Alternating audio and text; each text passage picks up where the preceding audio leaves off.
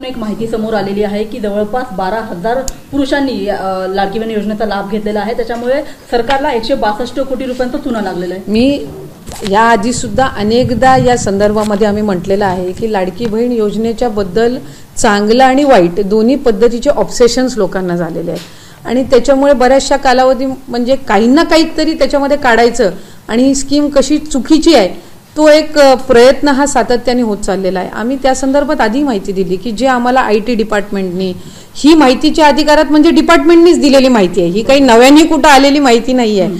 ज्या वेळेला माहितीचा अधिकार हा डिपार्टमेंट किंवा त्या विशिष्ट विभागाकडनं किंवा त्या संबंधित सेक्शनकडनंच ती माहिती मागवली जात असते, जी आहे वस्तुस्थिती ती माहितीच्या अधिकारातून समोर आलेली आहे। त्याच्यामध्ये काही असं नाही आहे की नव्याने काहीतरी शॉकिंग कुणीतरी शोधून काढलेला आहे। 12-14 हजारचा डेटा हा आम्हाला IT विभागाकडनं मिळालेला आहे।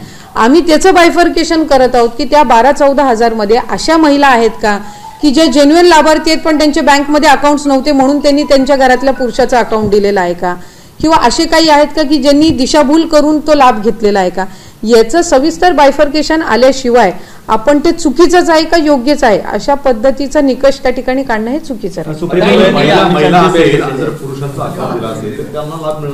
नाही, साधारणपणे त्यांना क्रॉस व्हेरीफाय करावं लागेल। शेवटी महिलेचं अकाउंट हे महिलेकडेच असलं पाहिजे। त्यावेळेला 28 जूनला ही ज्या वेळेला योजना जाहीर केली 1 जुलैपासूनच फॉर्म्स भरण्याची इतक्या मोठ्या प्रमाणामध्ये होती। मला आपल्या माध्यमातून सांगायचे की 50 लाख असे अकाउंट्स आहेत ज्यांचं आधार सीडिंगच नव्हतं, जे या योजनेच्या निमित्ताने करण्यात आलं। म्हणजे त्याचा बेनिफिट त्यांना ह्या स्कीम पुरतच नाही, पुढेही त्यांचं जे आधार कार्ड आहे ते त्यांच्या बँक अकाउंटला सीडेड राहणार आहे। पण असे काही असतील ज्यांचं कदाचित स्वतःचं खातं नसेल, घरातलं एकच खातं असेल पुरुषाचं आणि त्यांनी ते त्यांच्या फॉर्ममध्ये भरलेलं असू शकते।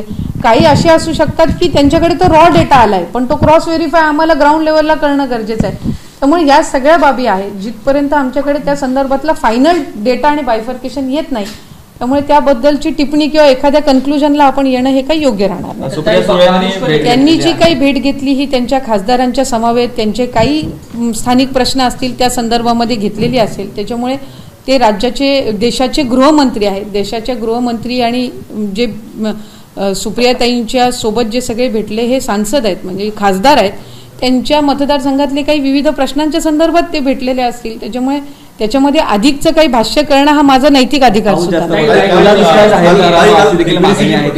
काल कॅबिनेट झाली आणि कॅबिनेटमध्ये DPDCच्या निधी संदर्भात जो चर्चा झालेली आहे आता कुठेतरी सूत्र ठरलेलं आहे, त्यामुळे ती अडचण दूर झाली का, कमी जास्त निधी भेटल्यानं? विषय निधीच्या त्या संदर्भातला नव्हता, म्हणजे वाटपाचा नव्हता, तो त्याचं व्यवस्थित पद्धतीनं नियोजन